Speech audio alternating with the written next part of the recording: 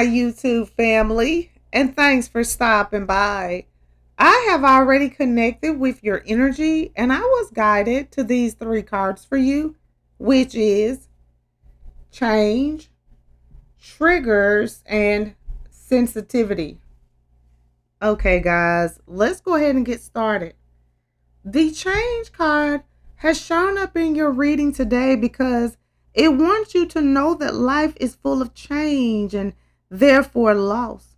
Self exploration gives you an opportunity for internal change and the potential loss of previous ways of thinking, feeling, and behaving. This can bring relief if those previous ways brought pain and difficulty, but it can leave you feeling vulnerable and lost. Confronting belief systems carried since childhood can feel like stripping away layers of protection, even if they are potentially more harmful than helpful. How do you relate to change? Do you move quickly from one thing to another without looking back, or do you take time to reflect and feel your way through? Do you carry fear around change? There is always going to be change, and change can feel scary, but inviting loss and grief as guides rather than enemies, hope as a faithful companion. And I feel that we can create a relationship with change that will truly help us begin a authentic new beginning. And the triggers card has shown up in your reading today because it wants you to know that triggers are emotional landmines hidden in plain sight and can be anything from anniversaries to certain sounds. For victims of unresolved trauma, especially emotional or physical abuse, triggers can be tricky to navigate and prepare for, particularly as distressing experiences are often shut off from our awareness for us to better function day to day.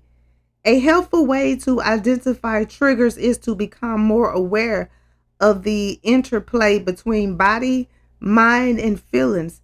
If one or more is out of sync, you will notice some form of unease, perhaps feeling fearful or behaving erratically or physical discomfort, noticing how you feel out of balance, and especially what surrounds them, events, words, and behaviors, is crucial in identifying and working through triggers. Reflect on times you have experienced certain unexplained shifts in feelings and behaviors. What were you surrounded by, and what underlying process or past experiences may have set it off? What defense mechanism did it engage? And the sensitivity card has shown up in your reading today because it wants you to know that relating to colleagues, friends, siblings, and parents often requires a degree of sensitivity, and it requires you to maintain a peaceful balance.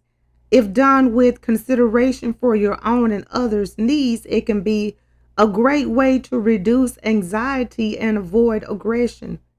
Your ability to calmly observe and think objectively before reacting often links to how you were heard or not as a child. Reflect on your relationships with your mother and father. Did you feel you could negotiate your needs and boundaries in healthy ways in childhood? How about siblings?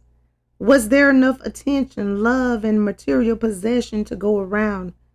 How were they negotiated? If you struggle with sensitivity, attending to others in fear of losing out on your own needs, or are too diplomatic and always concede your needs to keep the peace, how do you think these patterns were formed? Okay, guys, I'm going to go ahead and end this reading. I would like to Thank you again for stopping by and allowing me to connect with you. I hope that this reading has provided the insight that you were seeking. If this reading resonates, please feel free to like, comment, share, and subscribe so that you can receive notifications when I post your new reading. And if you would like to become a member of my channel or make a donation to my channel, the link is in the description and it will be greatly appreciated. Well, until next time, goodbye, my lovelies.